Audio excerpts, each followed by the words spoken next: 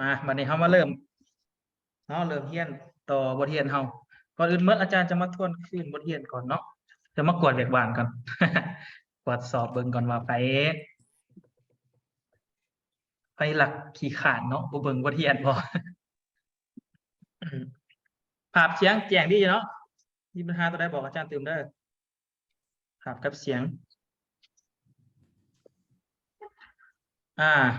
ยังจืออยู่บ่ตัวหนังสือตัวพยัญชนะมันนี่ขีดยินเท่านี้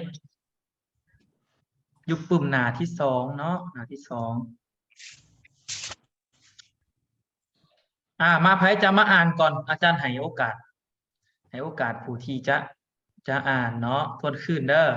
จะอ่านทวนคืนอาจารย์จะบ่ฝ่าวอ่านให้ฟังเนาะจะกวดสอบก่อนเอาบุญเลิศเลยบ่บุญเลิศเลยบ่ได้จังได้บุญเลิศก่อนเนาะเราจึงกะเลียเนาะเริ่มเลยเนาะปู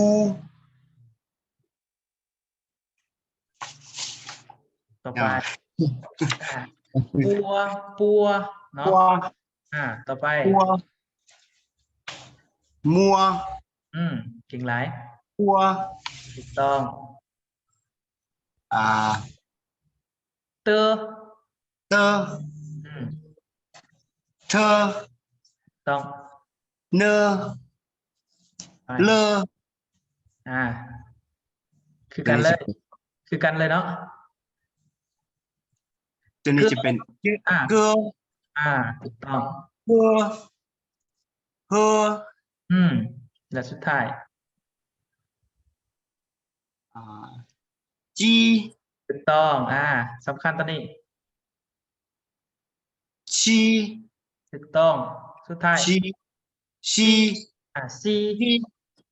เก่งหลายเนาะเก่งหลายวันนี้ยื่นหมู่เด้พยัญชนะเด้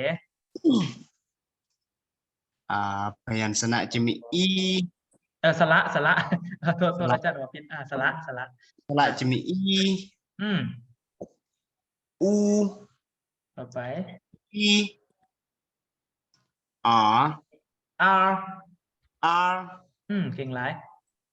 อา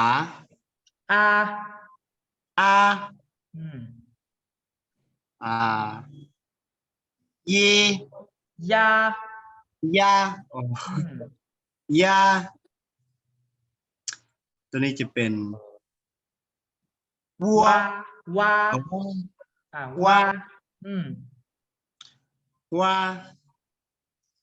โอต้องออกเสียงว่าโอถูกต้องโอ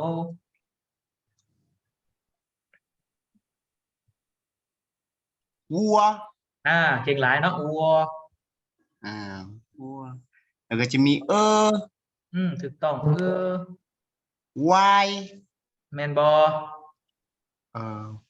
บ่แม่นเยเยยีเยยีเยเยเยถูกต้องเนาะตัวนี้จะเป็นสาระยังสาระคือตัวย่อเป็นยังยาวอายโอ้อายเนาะวายตัวนี้วตัวนี้วายไปวายต่อไปจะเป็นเวเอจังแมนเวจังแมนเวเนาะสองตัวสุดท้ายถูกต้องและยาวเก่งหลายเนาะเก่งหลายเบิ่งเราเป็นตัวอย่างเด้อขอบใจบุญเลิศต่อมาผู้ยกมือเนาะตัวนี้กะเลียถึกบออาจารย์อ่านซื้อถึกบอนี่โดยเน้นโดยมาเลยบัดนี้เอาตัวนี้ก่อนเดี๋ยวอาจารย์ขอซูมเข้าใกล้ๆตัวนี้เลยปัวต้องมัวไปเพื่อเนื้อเรือเกลือเก่งหลายเกลือต่อไป งอ และสุดท้าย จีชีซี เก่งหลายจีชีซีเนาะมาตัวนี้วันนี้มาสระวันนี้ อีอู อืม ยีอ อ่า อายา ต้อง วา ต่อไป โอวาว วัว วัว ถูกต้องวัว เอเยยูเอ็น ยูกับเวเอาไว้ยู ยูเอ ไว้คนนี้ให้มันติดกันคนนี้ให้ติดกันคนนี้ยู ยูเอ ยูต่อไป ไอไว อืม เอวุย เวต้องโต เอา และ ยาว เก่งร้ายเนาะเก่งร้ายผิดแต่โตเดียวเนาะผิดแต่โตเดียวสองโตเว้นตัวเดียวสองโตเก่งร้ายขอบใจเนาะขอบใจ ต่อมาเป็นอย่างจอมบอกจ โด อม ย เนาะจอมมาเลย โดย หนึ่งเด้ออาจารย์ซูมให้แป๊บหนึงปัว อืม ปัวมัวปัวเตอเนเนเลเกเค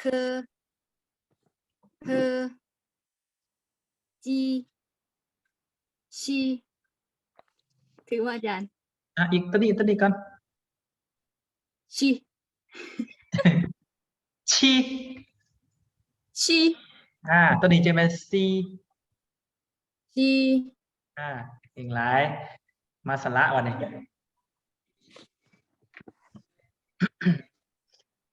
อีอูยีเอา R R เอา R R เอา อืม อายา เก่งหลายเนาะ วา ต่อไป โอวาวัวถือว่าอาจารย์ ถูกต้องแล้ว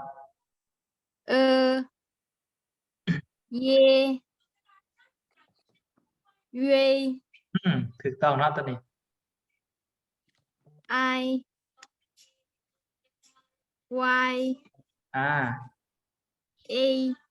A เอเวย A เอา สุดท้าย ยาว เก่งหลายเอาเป็นคนสุดท้ายบัดนี้เนาะเอาคนสุดท้าย เพราะว่าเขาจะได้ต่อบทเรียนนะเติมเนาะเอาเป็นทิมมี่บอกทิมมี่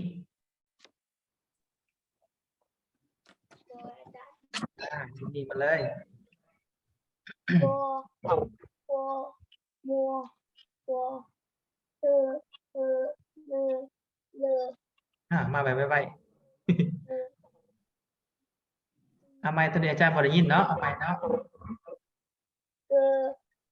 เอเอที ชีชี ที และซีเคเก่งหลายแล้วมาเบิ่งตัวนี้ป่ะนี่สระมันแป๊บหนึ่งเด้อสระมานี่สระ อีอู ยู R ออร์อาย าถูกต้อง วา ถูกต้อง โอ โอวัว วัว วัวเออ เย เย่เย่ ถูกต้องไอ y วาย อีกหลาย เอไว้ สองตัวสุดท้ายเอา เอา ยาว ดาว ขอบใจทิมมี่เนาะขอบใจทำทิมมี่เก่งหลาย เก่งหลายเนาะวันนี้เนาะเดี๋ยวอาจารย์จะทวนคืออ่านให้ฟังอีกทีหนึ่งเนาะแล้วอาจจะคอยไปบทเรียนตัวใหม่เอาตัวนี้ก่อน ตั้งใจฟังเนาะปัวปัวมัวฟัวเตอเธอเนอเลอเกอเคอเฮอจีชีซีอี อูยูอาอายาวาโอวัวเออเยเยไอวายเอเวเอายาวจะประมาณนี้เนาะซึ่งมาเทียบเป็นสาระภาษาลาวอาจารย์ได้เทียบให้เลยเนาะหมู่บ้านนี้บ่มีแต่วันนี้เขามาเข้าบทเรียนใหม่เนาะเข้าบทเรียนใหม่ของเขาก็คือเว้าเรื่องเฮาฮู้พยัญชนะสระแล้วเนาะบัดนี้ยังวรรณยุกต์เนาะขอวรรณยุกต์เป็นเพราะว่าวรรณยุกต์จะเป็นตัวบอกเสียงของมันเนาะสำเนียงของมัน ว่าเฮาจะออกเสียงถือบ่หรือบ่ถือเนาะในภาษาจีนเฮาภาษาจีนเฮานี่วิธีการออกเสียงของมันเนี่ยก็คล้ายๆกับภาษาลาวเฮานี่แหละมีไม่เอกไม่โทไม่ตี้ไม่จัตวา4ไม้เนาะมันจะมี4ไม้เนาะแต่อาจารย์ส่วนมากอาจารย์จะบ่ค่อยเทียบใส่ว่าไม้นี้ถือกับไม้เอกเฮาเด้อไม้นี้ถือกับไม้โทเฮาเด้ออาจารย์จะบ่เทียบแบบนั้นให้เด้ออาจารย์จะอ่านให้ฟังแล้วถามว่าบ่เข้าใจจึงค่อยเทียบใส่เติมให้หน่อยหนึงเนาะจึงค่อยเทียบใส่เติมให้หน่อยหนึงอาจารย์ขอแชร์หน้าจอแป๊บหนึงเห็นเนาะทุกคนเนาะซึ่งว่าวรรณยุกต์ของภาษาจีนนี้เนาะจะมีอยู่4เสียงหลักเนาะปกติมันจะมี5เสียงเนาะแต่โทนมันแท้ๆจะมี4เสียงหลักและเสียงที่5จึงค่อยไปเว้าตื่มเด้อแต่ตัวแท้มันจะมีแต่4เสียงเสียงที่1เนาะเสียงที่1จะเป็นเสียงแบบไหนเนาะอาจารย์สมมุติอันนี้ว่าเป็นอันนี้บ่เอาอาจารย์จะสมมุติว่าตัวนี้เป็นโน้ตเสียงเนาะเมื่อกี้นี่มัวแม่นบ่มัวใส่สระหยังนี่สระแม่นบ่มัวและเสียงที่1ก็คือเสียงเฮาอ่านปกติมามา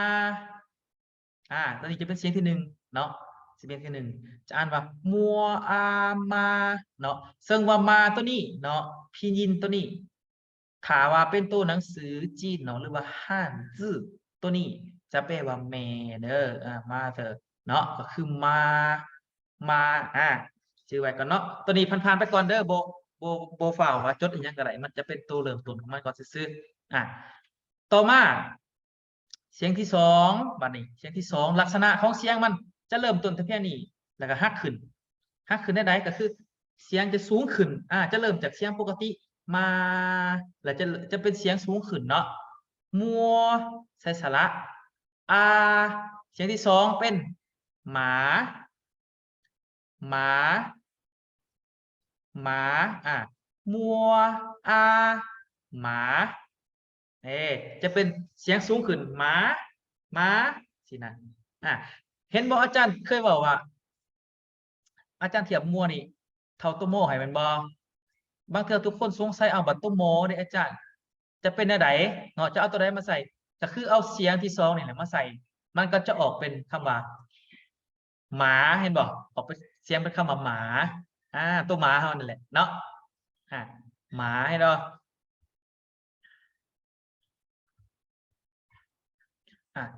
หมาเนาะตอนนี้เสียงที่สองและเสียงที่สามเด้บัดนี้เสียงที่สามเสียงที่สามจะเป็นเสียงคล้ายๆกับเสียงดิ่งลงหน่อยหนึ่งเนาะดิ่งลงต่ำลงเนาะจะออกเสียงเป็นเนาะมัว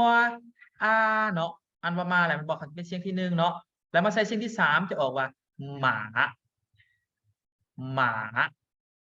หมาไอ้บอกจะต่ำลงเห็นเสียงแข็งลงแบบเว้าอะไรมืดลมเฮาเนี่ยลมเฮาหายใจบ่ทันหมา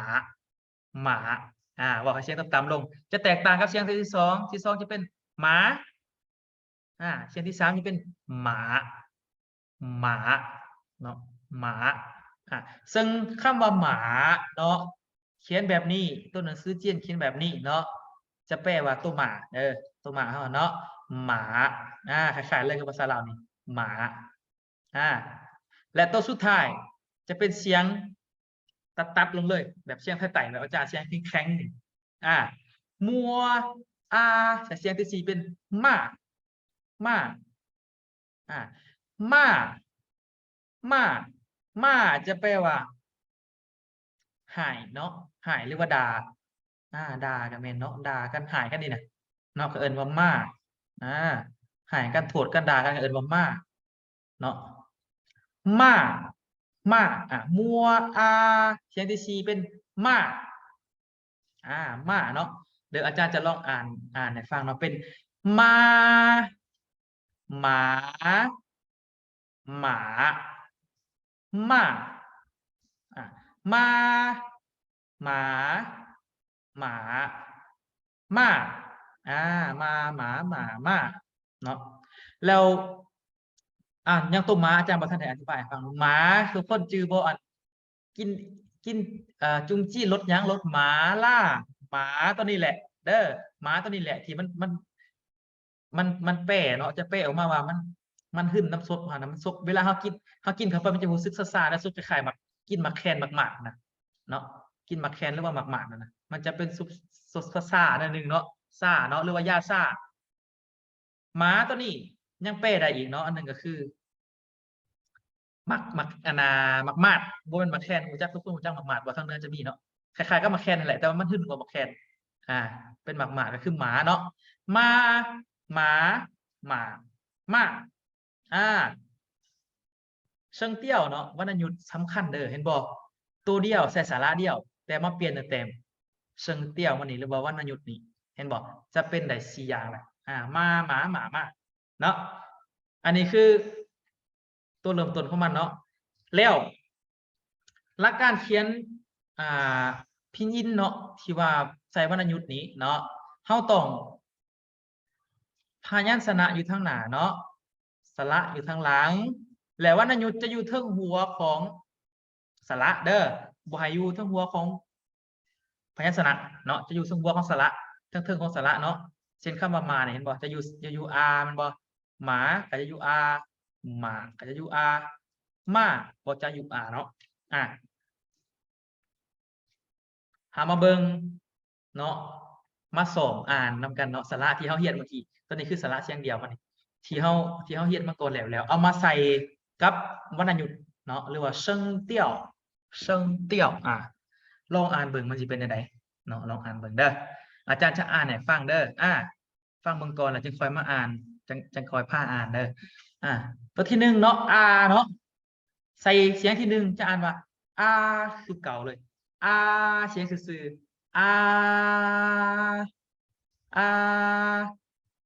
พอมาหอดเสียงที่2จะเป็นอาอ้าอ้าอาอาอา อ่าเนาะต่อมาเป็นโอ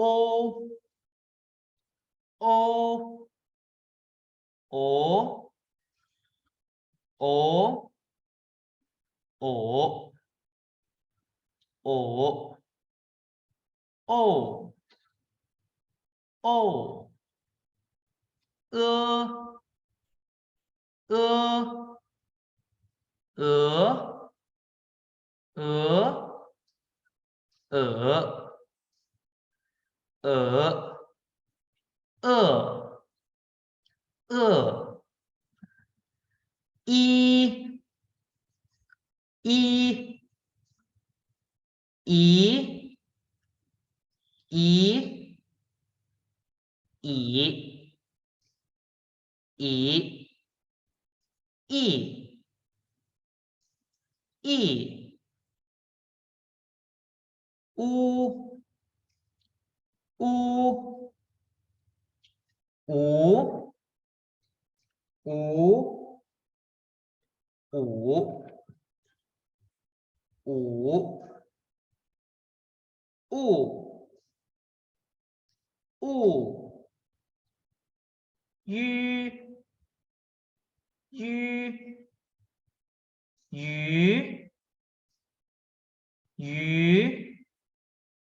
ยูยูยูยูยูตัวนี้ผิดหน่อยหนึ่งเนาะยูยูยูยูอันนี้คือเอาวรรณยุกต์มาใส่กับสระเนาะแล้วสำเนียงสิเปลี่ยนมาเปลี่ยนน้ำตัวสระเด้อทุกคนเด้อมาเปลี่ยนน้ำสระที่ว่ามาใส่วรรณยุกต์เนาะที่ว่ามาใส่วรรณยุกต์ตบยุงที่ว่ามาใส่วรรณยุกต์มีแต่ได้บ่เข้าใจบ่สำหรับวรรณยุกต์เนาะวิธีการเขียนมันก็เขียนตามนี้เลยเนาะนี่เขียนแบบนี้เนาะเสียงที่หนึ่งจะขีดซื่อสิอยู่ทั้งหัวของสระขีดซื่อแบบนี้อาจจะเอาเส้นใหญ่กันเนาะจะขีดซื่อแบบนี้เส้นที่สองขีดขึ้นเส้นที่สามแบบนี้เส้นที่สี่แบบนี้เส้นที่สี่แบบนี้อาอาอ่าอาอาโอโอโอโอแบบว่าเฮียนต้นเฮียนต้นจังหน่อยเฮียนสระจังหน่อยเลยเนาะก็ไก่อีกอย่างประมาณนี้นะคล้ายๆกันเลยเนาะมีไผอาจารย์จะหาคนมาอ่านก่อนบัดนี้อาจารย์จะบอกให้ยกมืออาจารย์จะเลือกเอาเลยเพราะว่าคันยกมือก็น่าจะมีแต่ผู้เก่ามาอ่านเนาะขอเอาเป็นผู้ใหม่เบิ่งเนอะแสงล่าเปิดไม้มา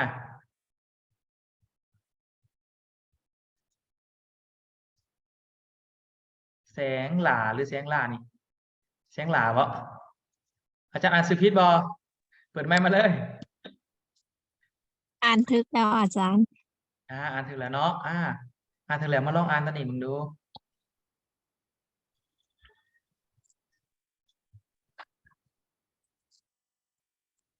เริ่มเลยเนาะ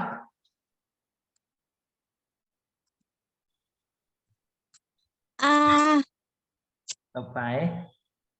อาอาอาถูกต้อง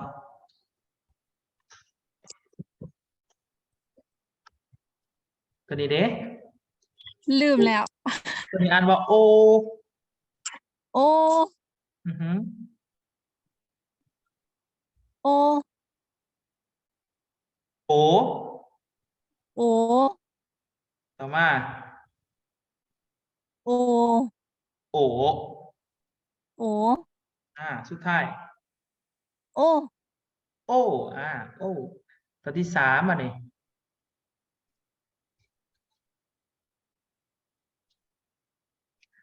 เออเอออืมต่อไปเด้เออเออเออเออเออเอออืมต่อไปตัวนี้ชื่อบอ ก็ลีก็ว่าจื้อกัน ปกติอ่านมาหยังแหละตัวปกติเขาเรียนเมื่อกี้นี้อ่านมาหยังสระหยังสระอีอีอ่านว่าอี อี อี อี อี อี อี อี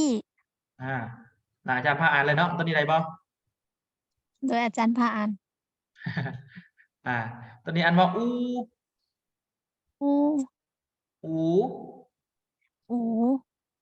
อู อู อู อู ยี ยี หยี หยี หยี หยี ยี่ เย่ กลับไปซ้อมตื่มเด้อกลับไปซ้อมตื่มเดี๋ยวจะส่งเสียงลงให้เนาะอาจารย์จะส่งอาจารย์ส่งลงส่งลงทางเป็นลิงก์ของ YouTube อาจารย์เลย เพราะว่ามันบ่มีหม่องจะอัพขึ้นหั้นนะก็เลยคิดพอว่าไปอัพไว้ YouTube ซะ ต่อไปบัดนี้ขอบใจเนาะเสียงหลาเนาะต่อไปเป็นผู้ใดเนาะเปิดกล่องให้เนาะอาจารย์เฮ็ดอยู่นี่เด้อผู้เดียวนี่แหละเปิดไมค์มาเลย เนาะอ่านเลย มาค่ะเดี๋ยวว่าเด็กจะโน่นอยู่ค่ะเดี๋ยวว่าแกถ้าขับไปไม่ก็เสียไปมาเดินมา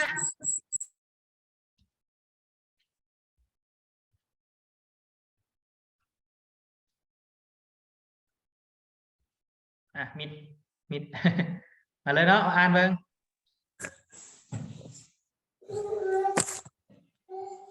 ตัวนี้อ่านบ้างปิดไมค์ไปสับปิดไมค์นี้สับใครจะมาอ่านยกมือมา ป๊อกกี้โอเคป๊อกกี้กันตัวนี้อ่านมาได้ไหน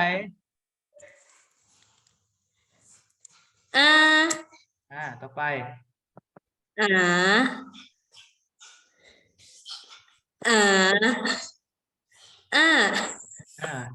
ต่อไปเก่งแล้ว โอ โอ ตัวนี้ออกแบบไว้กันเลยโอ โอ โอแบบเขาหูโอเช่นโอประมาณนี้ต่อมา โอ อืม โอ ต้องเนาะ เออ เออ อืม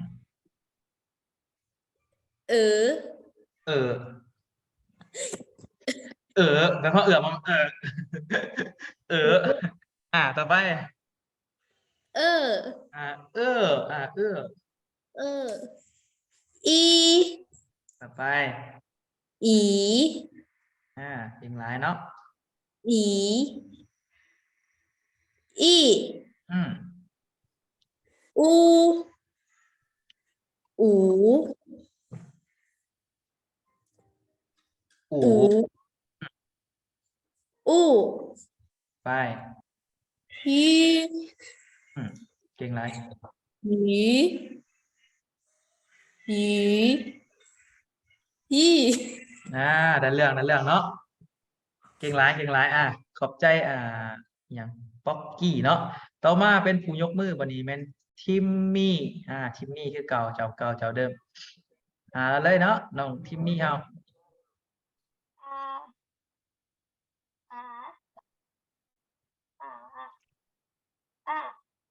เก่งหลาย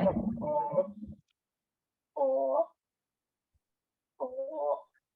โอเออเออเออเอออีอีอีอู อืมอูอู อืม อีอี ถึงแล้วเนาะหยี อี เก่งหลายเนาะทิมมี่เก่งหลายโตเลยเนาะวันนี้มดผู้ยกมือแหละมีมาอีกคนหนึ่งมีคนหนึ่งเปิดมาเลยคนหนึ่งผู้สุดท้ายเฮาเปรมมะนี่เปรมมะนี่ อาอาอา อ่าโอโอโอ โอ โอ โอบ่มีโอเป็นโอ โอ อืมโอ โอ ต่อไป เออเออเออเอออี อี อีอี อี อี บ่ให้ทางเสียงมันขึ้นเทิงให้ทางเสียงมันหยุดลงตอนต่ำๆสุดอีอีสุดท้าย อี ต่อไป อูอู เก่งหลาย อูอู อืม ยูยูยู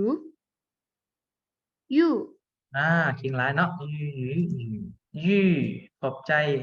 เป็นมานี่เนาะเก่งหลายมาดิมีผู้อยากถามตึงบอลนั่นนี่เนาะในสาระของมันนี่ในวรรณยุกต์ของมันเนาะอันนี้ก็คือเขาทดลองออกเสียงวรรณยุกต์ของมันซื่อๆบัดเวลาเขาไปเรียนเพิ่มต่างๆแล้วอาจารย์ก็จึงจะพาอ่านตื่มเนาะจึงจะพาอ่านตื่มเนาะสำหรับวรรณยุกต์เดี๋ยวอาจารย์จะอ่านให้ฟังอีกทีนึงเนาะแล้วจึงค่อยไปเข้าเนื้อหาต่อไปเนาะตัวที่หนึ่งอ่านว่าอาอาโอโอโอโอเออเออเออเอออีอีอีอีอูอูอูอูยูยูยูยูอันนี้ก็คือวรรณยุกต์ที่มาบวกกับสระเนาะวรรณยุกต์มาบวกกับสระวันนี้ต่อไปเนาะ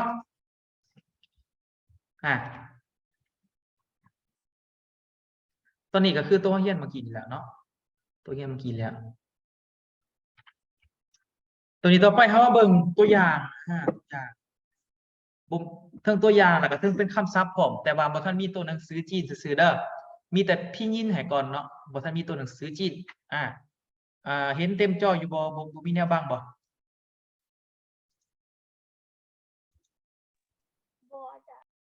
เห็นอยู่เนาะโอเค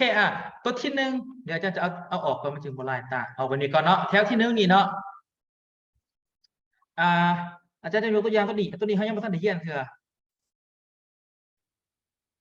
ตัวนี้เขายังไม่ทันเรียนตัวอีนี่เขายังไม่ทันได้เรียนเถอะเนาะอูหยีตัวทางหน้ามันนี่เขาไม่ทันได้เรียนแต่ว่าทุกคนคงจะเคยอ่านมาแล้วเมื่อกี้นี่เพราะว่าคำว่าอีตัวนี้ก็คือตัวอีละลานี่เห็นเนาะอีตัวไอละลานี่ก็คืออีอูก็คือตัวนี้ละลานี่เนาะยีคือแบบใดคือตัวนี้และวันนี้อาจารย์จะมาพาอ่านเนาะตัวพยัญชนะทั้งหนามันนี่เนาะบทต่อไปเขาจึงจะคอยได้เยี่ยนเด้อแต่ว่ายกตัวอย่างขึ้นมาให้ฟังซื่อๆคำว่าอีเป็นหยังเนาะอีเป็นหยังอีก็คือเครื่องนุ่งเขานี่แหละเสือเนาะเสือเสือคือคำว่าอีหรือว่าเครื่องนุ่งเขาเจิญว่าอีเนาะอีคือตัวนี้อีต่อมาคำว่าอูเนาะคำว่าอูไม่ยังอูก็คือเลขหาเนาะตามตัวเลยเลขหานี่เลยอูภาษาจีนเนาะจะแปลว่าเลขหาในภาษาเราจะแปลว่าเลขหาเนาะแต่ว่าคำว่าอูตัวนี้เวลาเขียนเขียนตัวหนังสือจีนมันจะเป็นแบบนี้จะเป็นภาษาลาวของทีแบบหอสระไม่ถูกหาเลยเนาะจะโมเมนตัวเลขเนาะถ้าตัวเลขเขาก็เขียนตัวเลขคือก็ห้องนั่นแหละก็เขียนตัวเลขคือก็ห้องเนาะต่อไปยูยูที่เขาอ่านเมื่อกี้นี่ยูตัวนี้นี่เนาะหรือว่าตัวเต็มมันเท่ๆเขาต้องเขียนแบบนี้เด้อแต่เขาไม่ต้องเขียนพยัญชนะมันเนาะเขาก็เลยเอาแต่ตัวสระมันมาทดสอบให้ฟังซื่อคำว่ายูจะแปลว่าตัวอย่างนี้ตัวปลาตาโปเนาะยูเป็นตัวปลาเนาะ หรือและตัวที่ออกเสียงยากๆอีกคนเสียงอย่างนั้นหนึ่งเนาะก็คือคำว่า r r แต่ที่นี่มาใส่เสียงยังเสียงสามจะออกเป็น r r r ฟังคักๆเนาะ r จะแปลว่าใบหูอันนี้หูอันนี้เนาะหูนี่คือคำว่า r r e อู鱼儿อีอู鱼儿เนาะต่อไปจะเป็นตัวหนังสือที่เราได้เรียนแล้วเนาะตัวนี้ตัวพยัญชนะที่เราได้เรียนแล้วแล้วก็สระเชิงเตี้ยวเราได้เรียนแล้วตัวที่หนึ่งปัวอีเห็นป่ะปัวอีใส่เสียงที่สามจะเป็นอีเป็นป่ะปัวอีปีปีปีคือหยังปีคือบิ๊กเนาะปัวอีปีเสียงที่สามปีแมนบิ๊กเด้อบิ๊กเขียนนี่เด้อบิ๊กเนาะมัวสระเอาเสียงที่หนึ่งออกว่าเมามัวเอาเมาคือโตแมวเนาะเมาคือตัวแมวและต่อไปเตื้ออย่าลืมเลยเตื้อเอามันบอกนี่สระเอามันบอกเส้นที่สามเต่าเตื้อเอาเต่าเต่านี่ทุกคนให้เดาเบิ่งว่าเป็นยังนี่บ่ได้เดาถึงลองว่าเบิ่งเป็นยังนี่หูยังนี่เนาะเต่านี่แม่น้ำเกาะดอน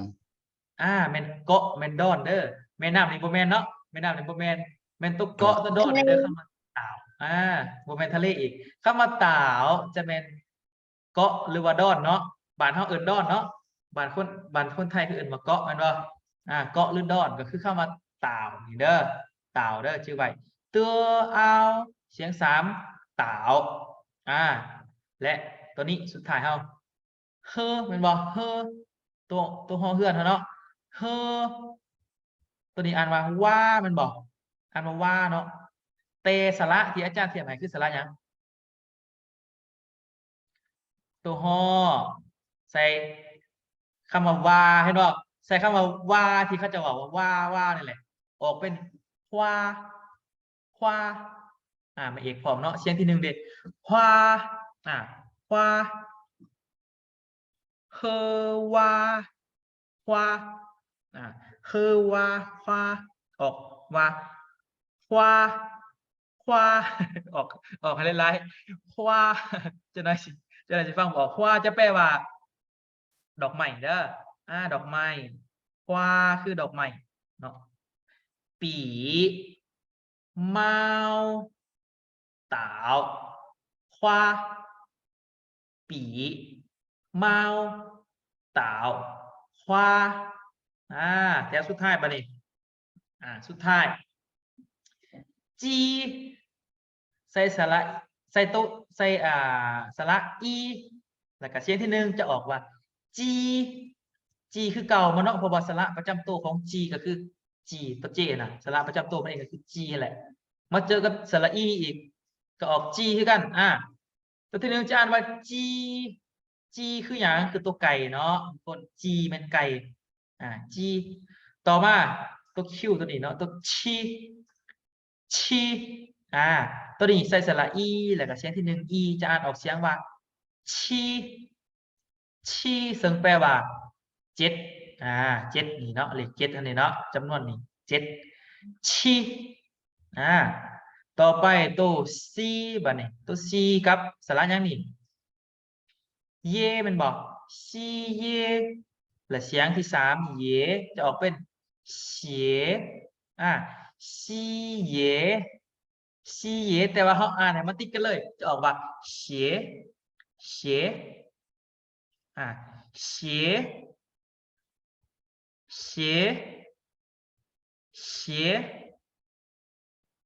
บางเทื่อจะออกเป็นสระเอียเนาะทุกคนถามว่าทุกคนออกเสียงคืออาจารย์บ่เป็นปานใด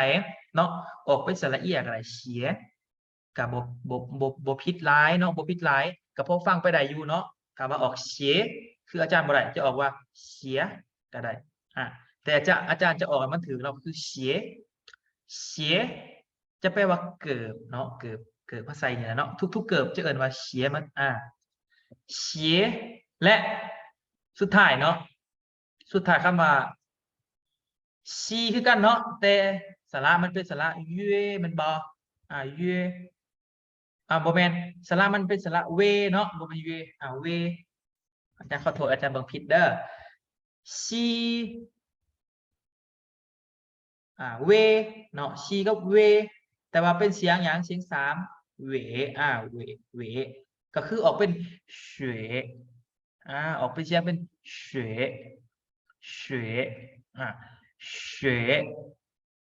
เฉวจะแปลว่าหิมะเนาะต้นหิมะนี่แหละขาวๆนี่แหละเฉวเฉวจีชีเสียเฉวเฉวเสียเฉวเนาะทวนขึ้นทีนึงเนาะอีอู鱼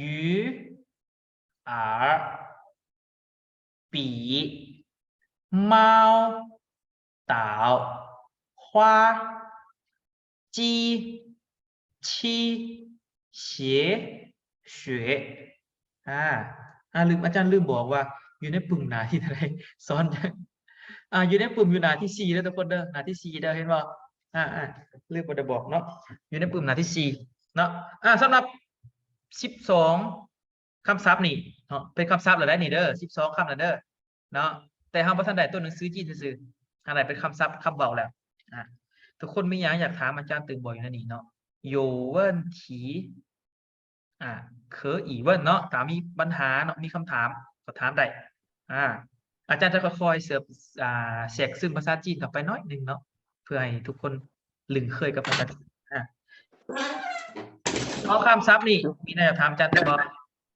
老师，我先问一下，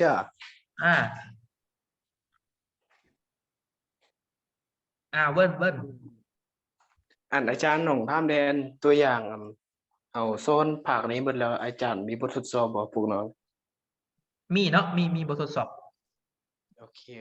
ขอบใจเลยนะอาจารย์ ผมเป็นอย่างมีบททดสอบเด้อสมมติสุดท้ายเด้ออาจารย์จะทดสอบเนาะทดสอบทุกคนว่าทุกคนนี่จะเซ็งผ่าน HK1 นี่แต่จะคะแนนเนาะ HK1 จะมีอยู่100คะแนนทุกคนสิได้คะแนน100คะแนนนี่แหละเนาะ100คะแนนอาจารย์เนาะมีบ่ถ้าบ่มีแล้วอาจารย์จะเอาคนมาอ่านได้บัดนี้อ่านบ่อยากอ่านบ่บุญเลิศอยากอ่านบุญเลิศยกมือมาแล้วเปิดไมค์ให้บุญเลิศเนาะอาจารย์ขอแต่2คนเท่านั้นเด้ออีกคนหนึงยกมือมา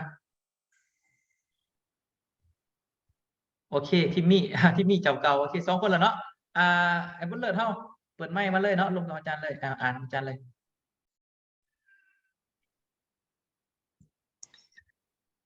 อี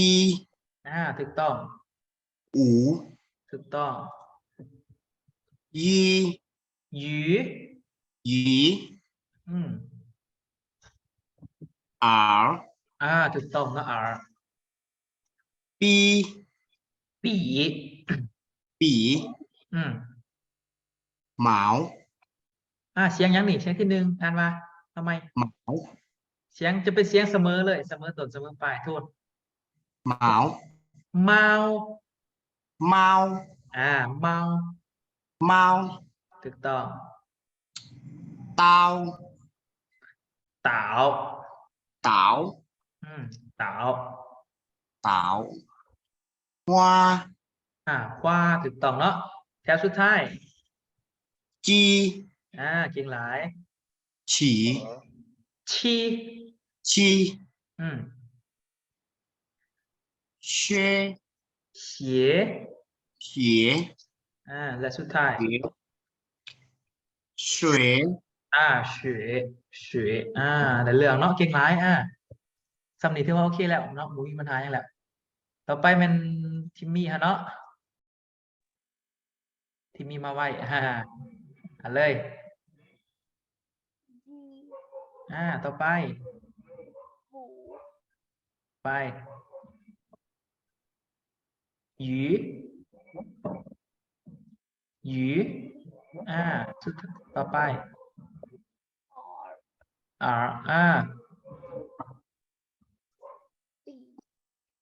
ต่อไปเด้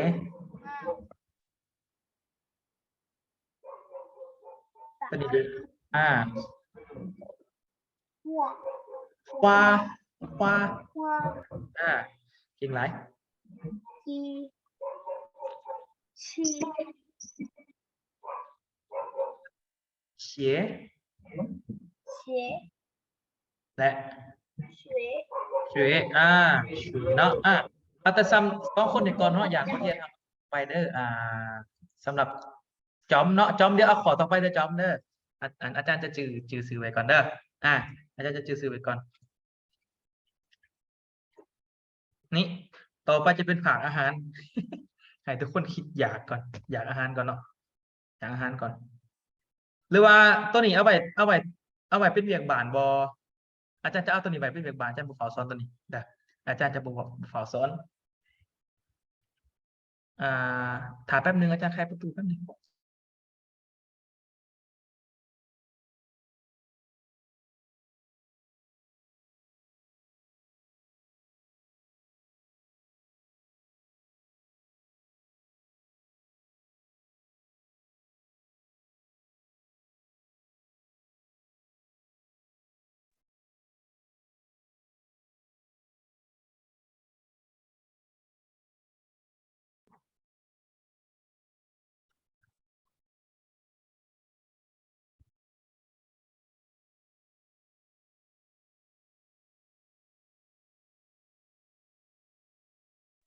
อาจารย์น้องขอถามหน่อยบ่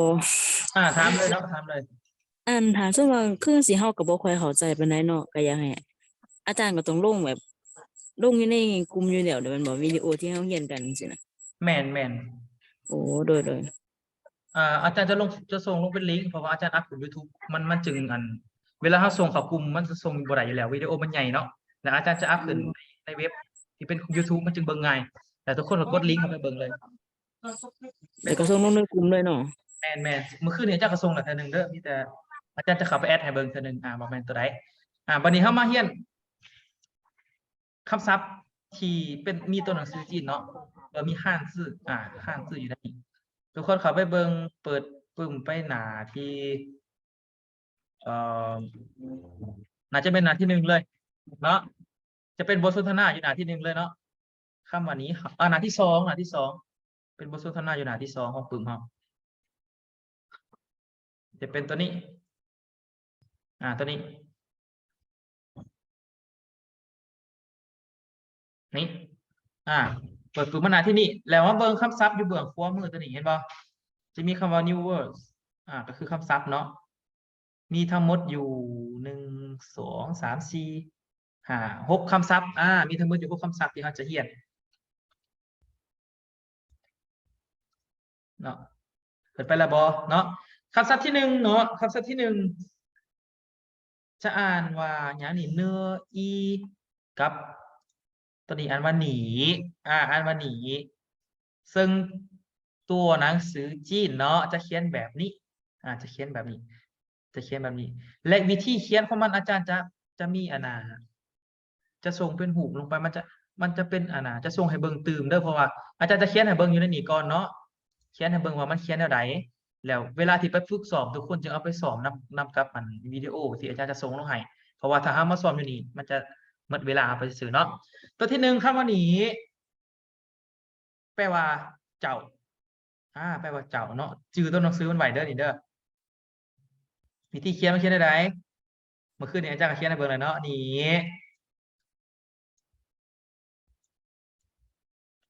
ีอ่านว่าหนีที่แปลว่าเจ้าเด้อเจ้าทุกอย่างเลยก็คือเจ้าเนาะเจ้าคำที่2คำที่2คำว่าหาวคือเสระสระเอาเสียงที่3ออกเสียงว่าหาวตัวหนังสือจีนเนาะจะเป็นแบบนี้เนาะหรือว่าตัวอักษรหรือว่าตัวหนังสือก็ได้汉字เนาะ好เขียนแบบไหนเนาะเขียนแบบนี้เดี๋ยวเอาสายมาหนึ่งขีดเทิงรุมนี่โค้งๆก่อนนะนึงขีดแบบนี้ขีดแบบนี้ขีดแบบนี้อันนี้คือคำว่าหาวเนาะหาวที่แปลว่าดีแปลว่าดี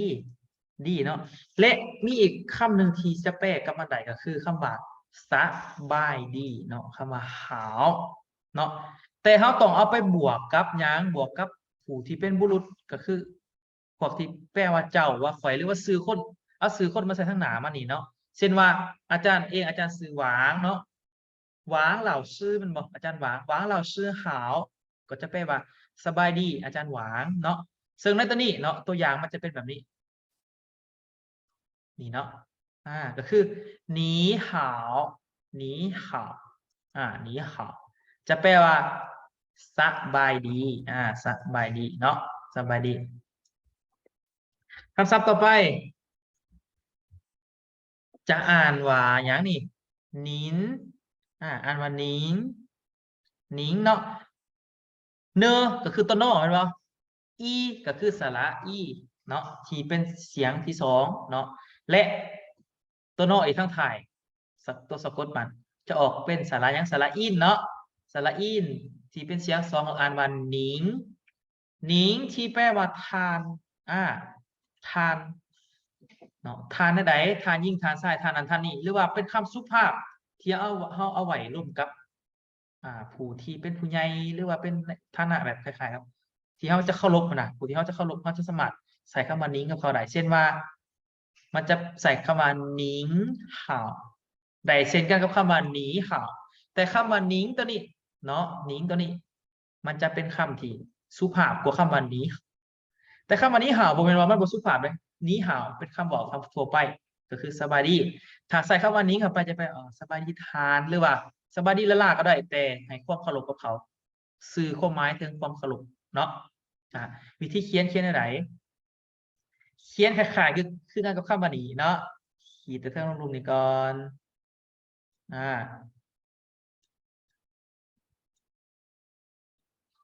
เขียนคำว่าหนีก่อนและทั้งถ่ายแล้วทั้งลุมเอาตัวนี้มาใส่จะอ่านว่าหนิงหนินเนาะหนินก็คือคำว่าทานเด้อหนิงเห่ากับหนีเห่าใส่ได้ทั้งสองเนาะเช่นว่าเวลาบอกกับอาจารย์เนาะบอกคำว่าหนิงเห่าจะให้เกียรติอาจารย์ที่สุดหนิงเห่าแต่ใส่คำว่าหนีเห่าก็โอเคสบายดีธรรมดาทั่วไปคือคนทั่วไปปกติรวมกันเนาะคำศัพท์ต่อไปหนีมันหนีมันหนีก็คือหนีตัวนี้เห็นไหมหนีอันเดียวกันเนาะแต่เพิ่มคำว่าเหมือนทางถ่ายเนาะเหมือนเนาะสังเกตว่าตัวนี้จะบ่มีวรรณยุกต์มันบ่ถ้าว่าเนาะมันบ่มีวรรณยุกต์อยู่ทางเทิงหัวมันนี่เนาะสมมุติมันมีวรรณยุกต์เนาะจะอ่านเสียงว่าเหมือน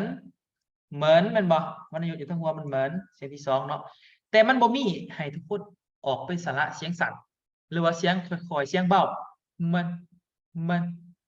เป็นสระเสียงสั่นมันปกติเขาจะบอกว่าหนีเหมือนเนาะแต่ในที่นี้มันบ่มีอยู่ทั้งหัวมันนี่เนาะบ่มีอย่างทั้งหัวมันนี่จะอ่านออกเสียงว่ามันก็คือหนีมันหนีมันหนีมันซึ่งว่าจะแปลว่าคำว่าหนีฮู้แล้วเนาะแปลว่าหยังแปลว่าเจ้าเนาะเจ้าเจ้าเหมือนเด้ก็คือพวกจะแปลว่าพวกเจ้าเนาะพวกเจ้าอันนี้ข่อยเนาะอันนี้หัวหนีมันหัวหนีมันข่อยพวกเจ้าเนาะหนีมันวิธีการเขียนคำว่ามันเนาะหนีเท่าไรแล้วเขาเขียนแล้วคือการตัวนี้มันเริ่มต้นทำอิฐจะคล้ายๆกับคำว่าหนีเลยเนาะเขาเอ่ยมาต้านเหรินผังตัวนี้เอ่ยมาต้านเหรินผังมีคำว่ามันทางในจะเป็นบริคีตัวนี้ก่อนนี่จะเป็นแบบนี้มันที่แปลว่าพวกเนาะหนีมันพวกเจ้า ถ้าเขาอยากบอกว่าพวกท่านเด็กพวกท่านเขาเพียงแต่เอาคำว่าหนิงมาตืมใส่ทางหน้านี่ตัดคำว่านี้ออกเนาะเป็นหนิงมันหนิงมันหนิง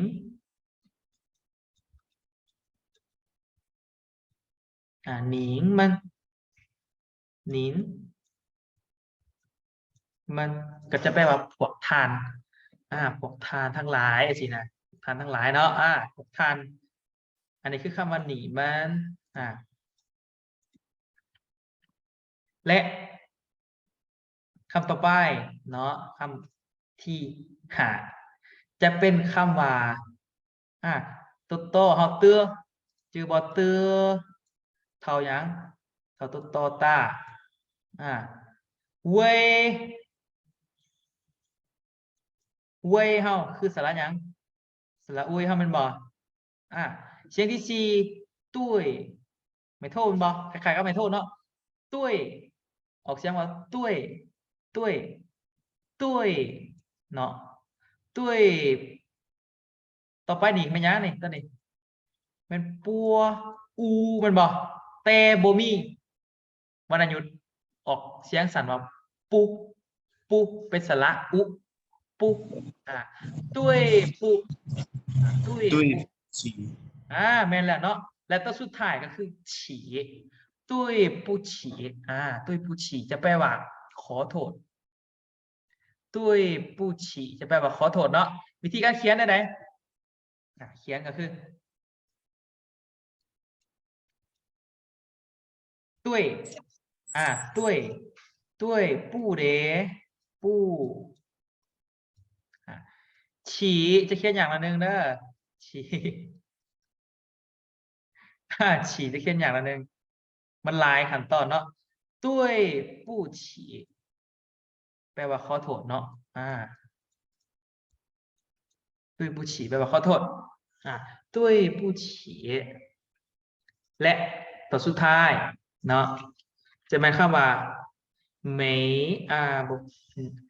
มัวเนาะเอามัวก่อนบอกฝากบอกเลยมัวจะเป็นตัวมอแมวแม่นบอกมัวกับอย่างนี้เอแม่นบอกเอใส่เสียง3เป็นเอเหมยเหมยหรือซุ่มจะอยากใส่ตู้หมอก็ได้เหมยเหมยได้แล้วเนาะตัวต่อมาตัวที่2ข้างกลางนี่เกลือเป็นตัวหยังตัวกอไก่ตัวนี้อ่านว่าหยังวานมันบอกจะเป็นตัวนี้วานมันบอกเอาวานมาใส่เลยเห็นบอกตัวกอไก่กับตัววานสระขวบเนาะอ่านว่ากวานเสียงที่1กวาน没关系ไม่กวานสิจะบ่เป็นซีเนาะเพราะมันบ่มีหยังเพราะมันบ่มีวรรณยุกต์ไม่กวานสิสระอิสิเสียงสั่นไม่กวานสิไม่กวานสิก็คือแปลว่าหยังไม่ได้ไม่กวานสิแปลว่าหยังบ่เป็นหยัง บ่เป็นหยังเนาะส่วนหลายแล้ว2คำนี้จะมาไปนำกันเวลาที่เฮาเฮ็ดหยังผิดพลาดอันนึงเฮาขอโทษคนอื่นเขาจะบอกว่าบ่ได้เวลาเฮาขอโทษบ่ได้ตุ้ยปุ้ยฉี ตุ้ยปู้ฉีแล้วผู้ที่ตอบกลับว่าบ่เป็นหยังเขาจะว่าจะได้没关系没关系เนาะ没关系เก่งหลายมาอาจารย์จะอ่านให้ฟังก่อนเนาะอ่านให้ฟัง6คำนี่คำที่1อ่านว่าหนีแปลว่าเจ้าเนาะอาจารย์ขอเวลา3 นาทีเด้อหนีแปลว่าเจ้าหาวแปลว่าดีหรือสบายดีเนาะหนิงท่านหนีมันพวกเจ้า对不起ขอโทษ没关系บ่เป็นหยังบ่เป็นหยังเนาะอันนี้คือคำศัพท์ที่อยู่ในบทสนทนาบทที่1ของเราเด้อเนาะ สำคัญคือมันเป็นการเริ่มต้นของเฮาเด้เขายังบ่ทันได้พิมพ์ยินเนาะอาจารย์จึงไปสาได้หน่อยหนึงนะบ่ต้องฟาวอันใจร้อนเด้อค่อยๆค่อยๆเป็นค่อยๆไปเนาะย่างคันได้ย่างเทื่อละขัดเนาะบ่ต้องยวงขาก้าวกันไปเทื่อละ3-4ขัดตกคันไดมาขาหัก เจ็บเด้ออันนี้คือคำศัพท์6คำศัพท์นี่เนาะอยู่ในนี้มื้อนี้อาจารย์จะบ่พาอ่านในคำศัพท์นี้เพราะว่าอย่างเวลาทำบ่ทันมีแต่อาจารย์จะอ่านให้ฟังแหละอยากรู้ว่ามีไผบ่เข้าใจบ่ใน6คำศัพท์นี้แหละให้ถามอาจารย์ตื่นเนาะสามารถถามได้เลยเนาะตอนนี้มีบ่有问题可以问老师ถามว่ามีคำถามสามารถถามอาจารย์ได้เนาะ问题可以提问อาจารย์อัน อื นั้น ม ร้านของเราเดีย โดย เฮียนจันหาเสาร์อะ จันทร์ จัน ศุ หาก ร์จันทร์ศุกร์มื้อนี้เลยมื้อสุดท้าย โดย แล้วมื้อวันจันทร์เราจะเข้ามาเรียนตื่นแต่เสาร์อาทิตย์อาจารย์จะมอบเบิกบานให้อยู่ดอกบ่ยากดอกเนาะอาจารย์จะมอบเบิกบานให้และบ่เข้าใจอิหยังสามารถแชทถามอาจารย์ได้ตลอดเด้อบ่มีปัญหาหยังตัวนี้เนาะถ้าว่าอาจารย์บ่ตอบก็ถือว่าอาจารย์นอน สองอย่างเนาะนอนกับเล่นเกมสองอย่าง ใน6คำศัพท์นี่บ่มีหยังแล้วเนาะนี่6คำศัพท์นี่2 4 6เนาะหนี好您你们对不起没关系เนาะแล้วชั่วโมงหน้าเด้อบัดนี้อาจารย์จะบอกว่าฟังเนาะชั่วโมงหน้าเขาจะมาเรียนต้นนี้แหละต่อต้นนี้เลยเนาะต่อคำศัพท์นี่เลยเขาจะเอาคำศัพท์มาสร้างประโยคมีมันสามารถสร้างหยังขึ้นมาได้เด้สำหรับคำศัพท์ประเภทนี้เนาะแล้วชั่วโมงหน้าเขาจึงคอยมาต่อกันเด้อนี่เด้อคือคำศัพท์การสร้างประโยคของมันจะบ่มีพิมพ์ยินแม่นบ่ทุกคนบ่ฮู้ว่ามันพิมพ์มันหยังแล้วอาจารย์จึงจะเอามาให้ในมื้อวันจันทร์เนาะและส่วนเวียกบ้านอาจารย์ที่จะให้พวกเจ้าเนาะก็คือเก่าไปฟัง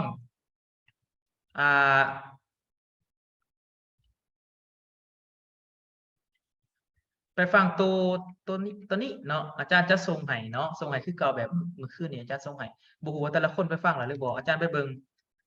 คือสิบ่มีคนเขาเบิ่งหลายปานใดไปฟังตัวนี้นึงเนาะฟังตัวนี้แล้ววันจันทร์เนาะชั่วโมงหน้าชั่วโมงต่อไปอาจารย์จะมากวดเนาะอันที่2คือหยังอันที่2คือไปเบิ่งมาฟังตัวนี้ฟังตัวนี้เช่นกันเนาะ2อย่างนี่เนาะฟังตัวนี้แต่อาจารย์จะกวดเช่นกันตัวนี้และตัวนี้อาจารย์ยังบ่ทันพาอ่านเทื่อเนาะอาจารย์บ่ทันพาอ่านเทื่อให้ทุกคนไปส่องอ่านเบิ่งเองเนาะโดยที่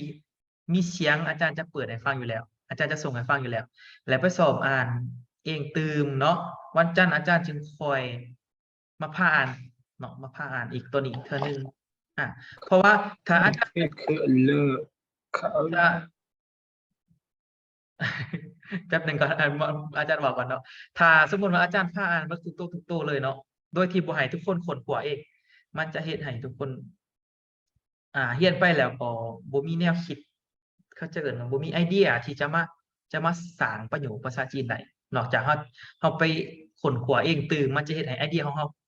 ฮาเกิดไอเดียขึ้นได้ไวเนาะแล้วก็หลายอีกอันนี้คือเวียกบ้านของอาจารย์ให้ส่ำนี้เนาะส่วนตัวหนังสือจีนชั่วโมงหน้าจะค่อยว่ากันว่าเฮาสิเฮ็ดจั่งใดกับมัน